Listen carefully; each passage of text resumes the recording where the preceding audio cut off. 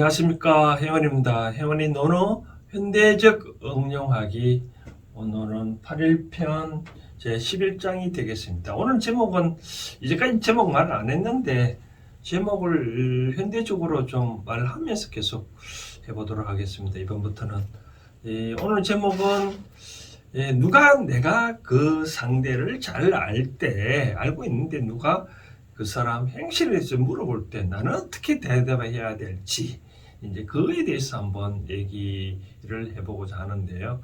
먼저 하기 전에 우선 11장부터 읽어드린다면, 혹이 문체지설한데 자활 부지야로다. 지기설자 지어천하에 기여시 제사호 인저하고 지기장하시다. 지기장하시다. 지기장은 보니까 장자는 손바닥장이야. 손바닥을 가리키시더라. 그런 얘기인데, 해석해야 되는 데는 혹이 혹자가 물었다. 뭐를 물으니까 체지설에 대해서 물었다. 이 체지는, 지는 제가 보니까 의연한 뜻을 해야 되는데고, 설은 말씀설자잖아요. 그러니까 체에 대해서 말씀을 물었다. 그러니까 다른 뜻이면 뜻이겠죠, 그렇죠?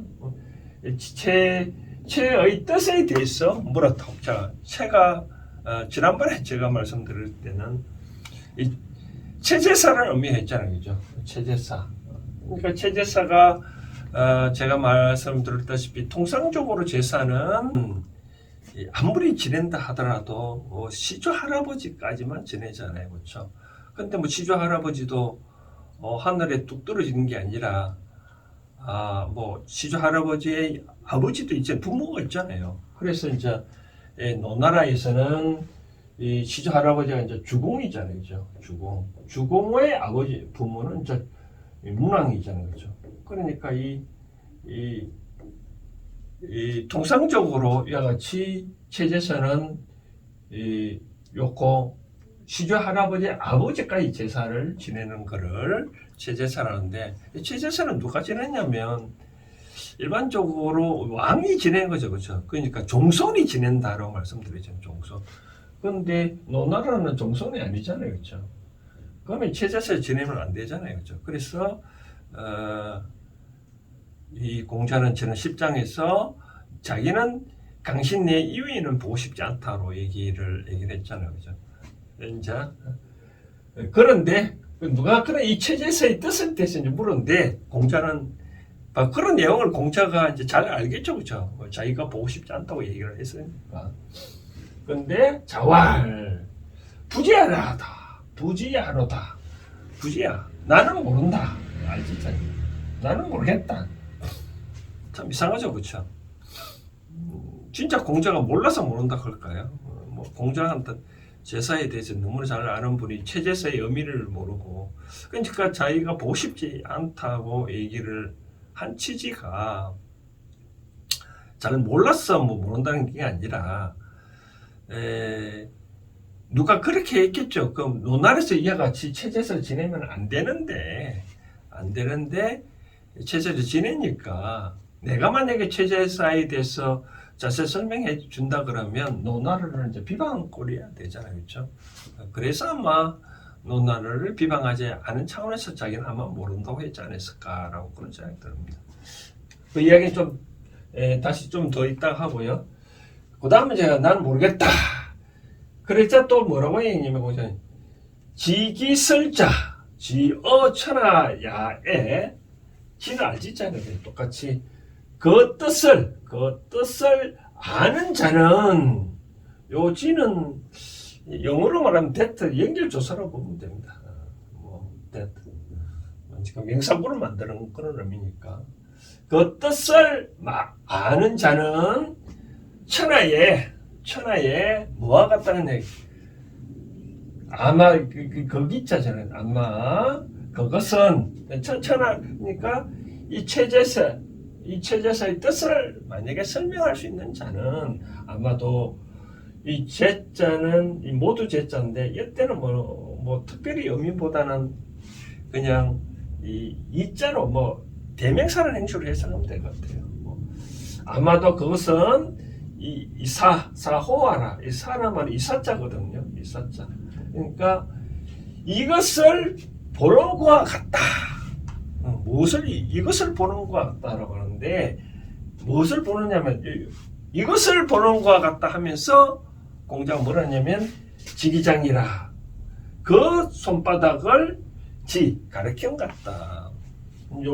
요거는 아마 그 공자가 한 얘기가 아니고 이제 자활 해놨으니까 자활은 요까지 말하는 것 같아요. 그렇죠? 자활.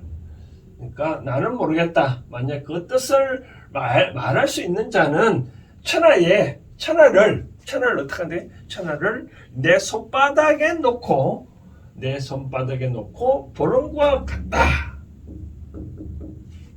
라고 하면서 공자는 이 손바닥을 가르쳤다고 얘기해요. 그래서 그러니까 이제 다시 정리를 해드린다면 체제사의 의미는 바로 이런 건 의미잖아요. 그렇죠? 공자는 모르겠다는 한 취지는 아마 이런 식으로 생각하는 것 같아요.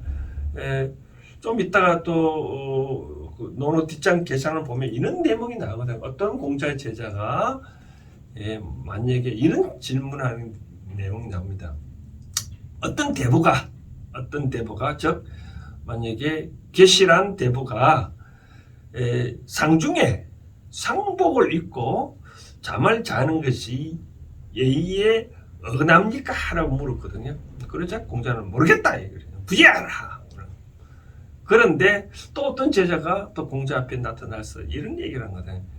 누구 대부가 안 하고 예를 들어서 대부란 신분을 가진 사람이 상중에 상복을 입고 침대에 누워 자는 게 예의에 맞습니까? 라고 하니까 그건 예의가 아니다라고 얘기를 한 대목이 있거든요.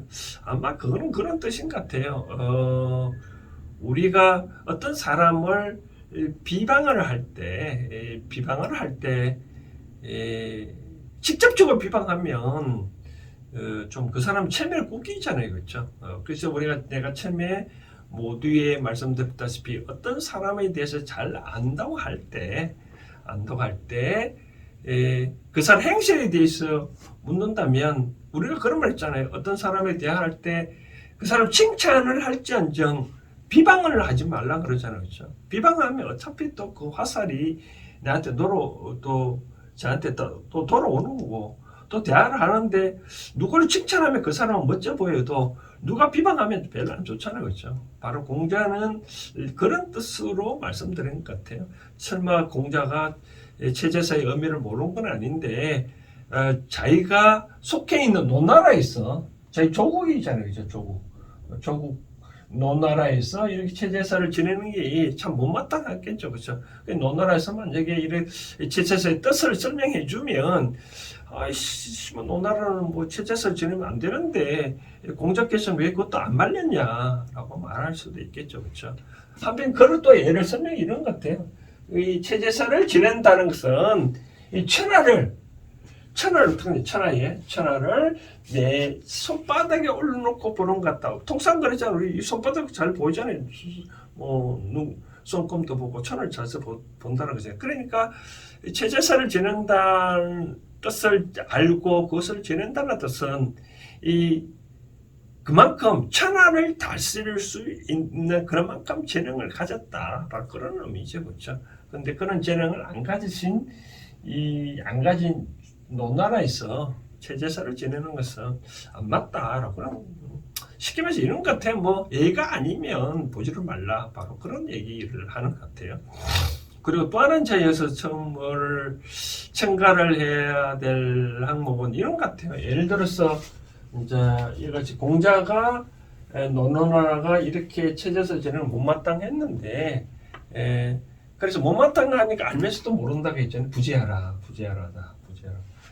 근데 이제 우리가 그런 일도 있잖아요. 뭐 우리가 일상생활에서 이처럼 누구한테 뭐 비방을 안 한다고 손치더라도 어떤 사람 평가를 할 때 그러나 일상생활에서 우리 일을 할 때도 또 마음껏 꺼림직한 게 있을 수 있잖아요. 뭐 하기 싫은 일을 한다라고 한다. 그런 경우에는 또 어떻게 할 건가? 아까 말씀드린 노나 공자가 그 뭐 체제에서 알면서도 말하기 싫잖아요, 그렇죠? 그런 경우 자기는 모른다고 얘기를 했잖아요, 그렇죠? 마찬가지로 우리가 일상생활에 대해서 누가에 대해서 물으면 그 사람 어떠냐면 그 사람 좋은 행실을 갖고 있으면 뭐 평가를 하면 되지만 나쁜 행실을 내가 꼭 얘기를 해야 될 사항이라면 공자처럼 나도 뭐 모른다고 해야 되지 않겠냐라고 생각되어집니다. 그래서 굳이 안다 해서 계속 말하면 그 사람 화살 돌아가잖아요. 그렇죠? 모른다고 해야 되고 또 일상생활에서 어떤 일을 뭐 맡게 될 때 당신 이것 좀 해달라고 했을 때 참 못마땅하다고 있잖아요. 그럴 경우 어떻게 못한다고 얘기를 할까요? 물론 못한다고 얘기를 할 수도 있지만 그걸 회피할 수 없이 어떻게 할 수밖에 없다. 그러면 그거에 대해서 대가를 바라지 말고 하면 어떻겠냐고 얘기를 첨가를 하고 싶네요. 어떤 우리가 사람의 일을 할 때 항상 마음속에는 대가를 바랄 수가 있잖아요. 뭐 누가 뭐 이거 좀 들어달라 그러면 뭐 상대방이 뭐 조금이라도 칭찬을 뭐 해주기를 원한다든지 뭐 어떤 회사에 가서 좀 일 좀 해달라고 할 수도 있잖아요. 그러면 내가 거기서 만약에 상당한 대가를 준다 그러면 하기 싫을까요? 그렇진 않잖아요. 그렇죠?